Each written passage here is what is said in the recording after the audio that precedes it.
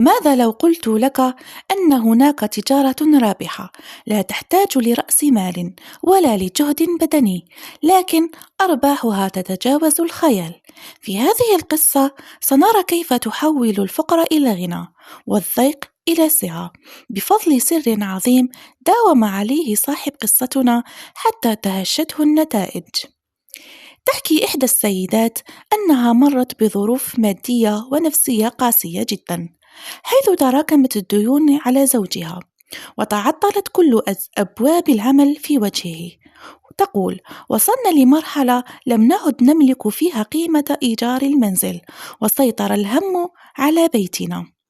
في تلك الليلة قررت هذه السيدة أن تطبق ما سمعته عن سحر الاستغفار.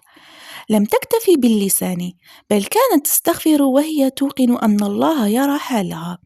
كانت تستغفر وهي تطبخ، وهي تنظف، وحتى قبل أن تنام جعلت أستغفر الله هي أنفاسها.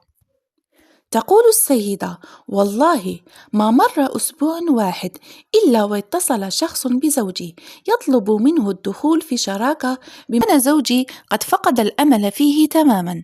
ليس هذا فقط، بل جاءنا من يطرق بابنا ليخبرنا أن هناك مبلغا ماليا كان دينا قديما لوالدي المتوفى، وقد حان وقت سداده لنا. انتهت القصة بكلمات مؤثرة من السيدة، حيث قالت: لقد فتح الله لنا أبوابا لم نكن نتخيلها، وأدركت حينها أن الاستغفار ليس مجرد عدد نكمله، بل هو ثقة مطلقة بأن الرزاق هو الله.